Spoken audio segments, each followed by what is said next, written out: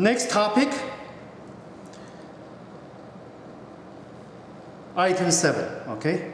Property 7. We talk about calculation of normal probabilities, okay? Let's look at this example.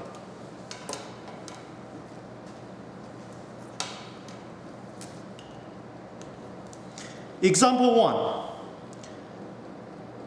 The scores of a reference population on the Whistler Intelligence Scale for Children, WISE.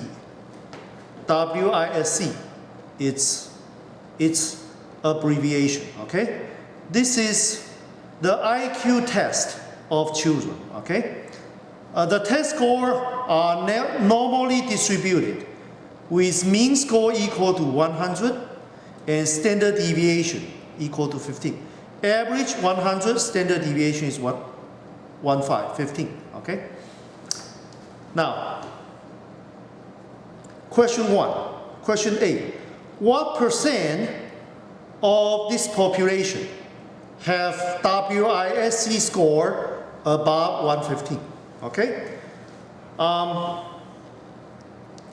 Let's draw a normal curve here first. X. What is X? Well, in this question, let X be what? The WISC scores.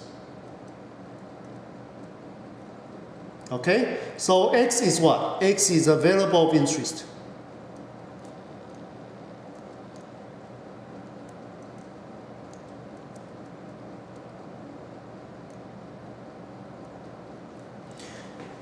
X is a variable of interest. And what do we know about X? X follows normal distribution with mean equal to 100. Standard deviation equal to 15. So this is mean, this is standard deviation. And what do we want to find? Well, we know X follows normal distribution. The mean score is 100.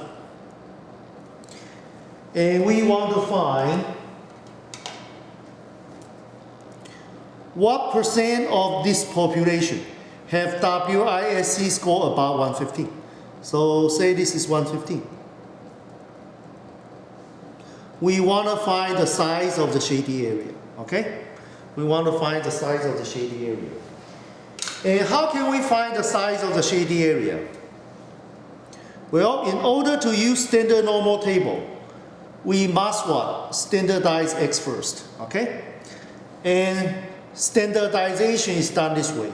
X subtract by average of X, which is mean of X, and then divided by standard deviation of X. Average of X is 100. And standard deviation of X is 15. After the conversion, I convert X to what? To Z-score. And say this is standard normal distribution, okay? Now, of course, 100 will convert to what? 100 convert to 0. Because Z-score, the center is always 0, okay? Now, how about 115? 115, subtract the mean is 100. And then divided by 15. This number is 1.00, okay? It's 1.00. And if I write in terms of mathematical notation, okay?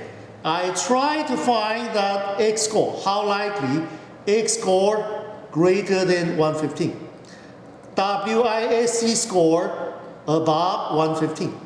To find this probability or percentage of observation fall in this range, we standardize X. X minus the mean 100 divided by standard deviation 15. Greater than 115 minus 100 divided by 15. And this convert to Z-score. This convert to Z-score greater than 1.00, okay? And next, I'm going to show you how can we use standard normal table to find the corresponding probabilities. Okay?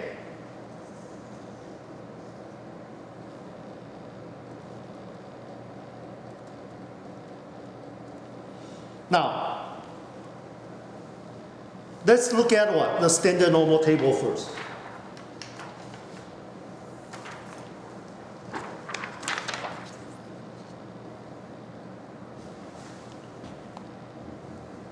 This is a standard normal table.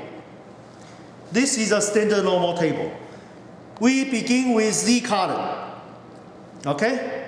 As you can see, Z begin with 0.0 and you move your finger down. We try to find what? We try to find this area. Say this is Z-score. Okay? Now, for example, we want to find 1.00 and above. How can we do this? Look at Z column first, and you move your finger down to 1.0, and then you move your finger to the right. What do you find? You find 0.8413, and you stop here. Why you stop here? Because when you move your finger up, you find this is what? 0.00 column. Okay? So let me write it down here. Z, you move down to what? 1.0 row. And you move horizontally to the right. And you find 0.8413. If you move up, you find it is 0.00 column. So the intersection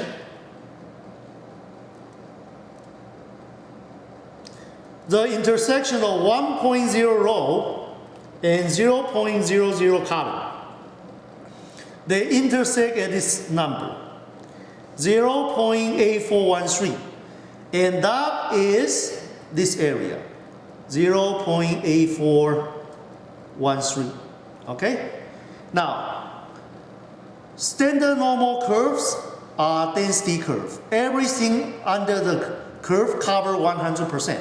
If I tell you this area is 0.8413, then the upper tail will be 1 minus 0.8413. And that is 0.1587. Okay? So let me go back to what? Our example. Okay?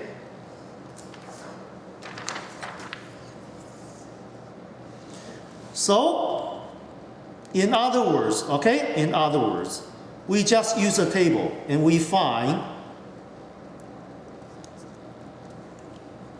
1.00. This area is a number we find from the table, and this number is 0.8413.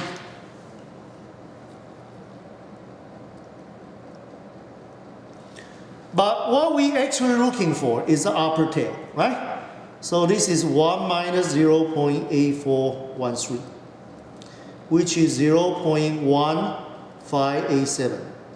And if I write in the mathematical notation, this is 1 minus probabilities are z-score less or equal to 1.00. And that is 1 minus 0.8413. This gives what? 0.1587. This is a way how can we use standard normal table. Okay, this is a way how we can use standard normal table.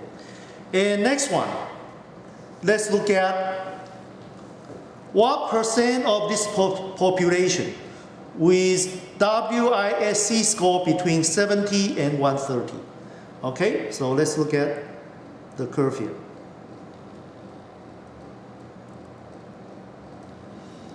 This is X score. The center is 100. And we're looking for 70, between 70 and what? 130. What's the size of the shady area? between 70 and 130. To find the size of the shady area, okay? Again, we standardize x. X subtract by the mean is 100. Divided by standard deviation is 15. Convert to z-score. And say this is what? This is from 130 minus 100 divided by 15. And the other side, 70 minus 100 divided by 15. So this is from 2.00 and to minus 2.00. And how can we find the size of the shady area? Okay? For the area. Okay? How can we find the size of the shady area here? Okay? So, again, we need to use what? The table. Okay? We need to use the table.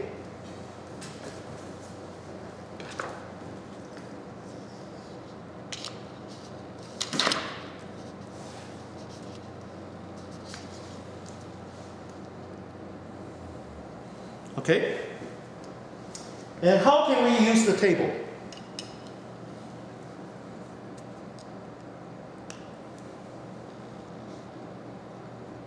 Now, this area is what we want to find, but this area can be decomposed into two pieces. First one, this is 2, all the way to the left. And the other one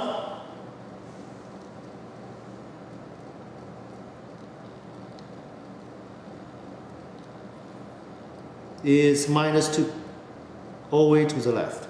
If I call this is A, the shady area size is A, this is B. Then the area here, let me put it down. Probability that x between 130 to 70 can be written as, after I convert to z-score, from 2 to minus 2. And I can write this one as probability that z is less or equal to 2, subtract z is what? Less or equal to minus 2. Okay? Less equal to minus 2. This one is what I call A. This one is what I call B. Okay? Now, what is the size of z less equal to 2? Well, let's look at the standard normal table.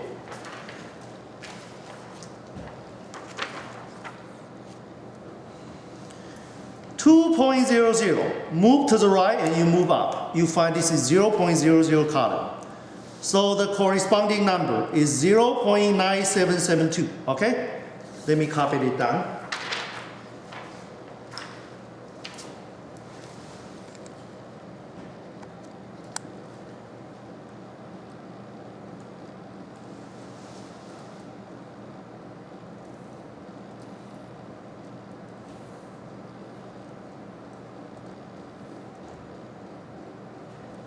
Okay? Now, we just check the table.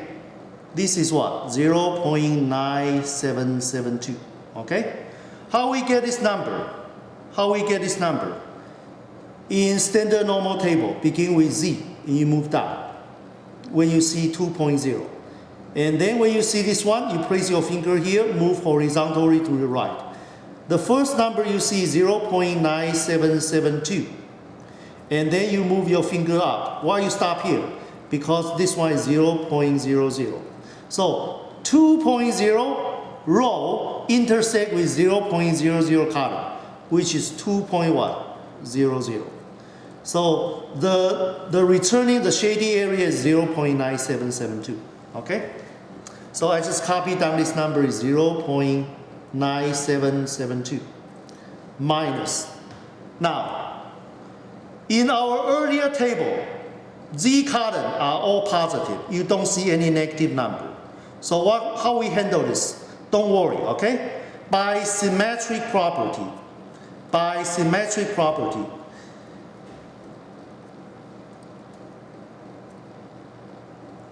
This one, if I call this is C, This is B. Do you agree A equal to C? Okay? Are they equal? Answer is yes. Why C equal to A? Why A is equal to C? Look at here. A is probability Z less equal to 2.00. And that is equal to probability what? Z greater or equal to minus 2.00. Why they are equal? And this is what? This is C. Why they are equal? Because what? Because symmetric property.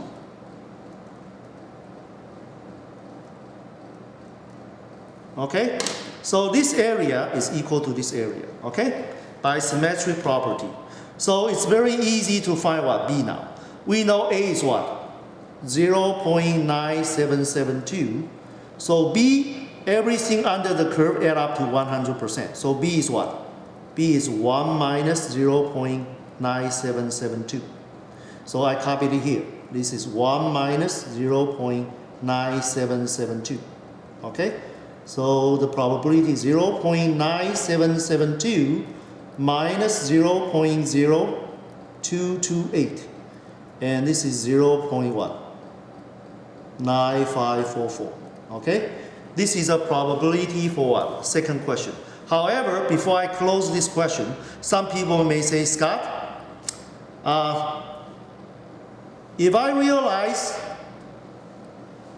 in the original question, 130 to 70, the center is 100. If I realize this is what? 2 sigma. Because 1 sigma is 15. So this is plus 2 sigma, this is what? Minus 2 sigma. Then I can apply the 68, 95, and 99.7 rule, right? I can apply this rule.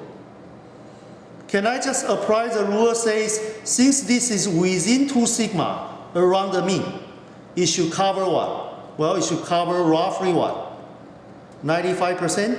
Can I do that in the exam? The answer is what? Yes, you can go ahead to do it, okay? You can just use what? 68, 95, 99.7 rule in this case. However, most questions you need to handle probably not that nice, okay? For example, from time to time, you may need to find out what?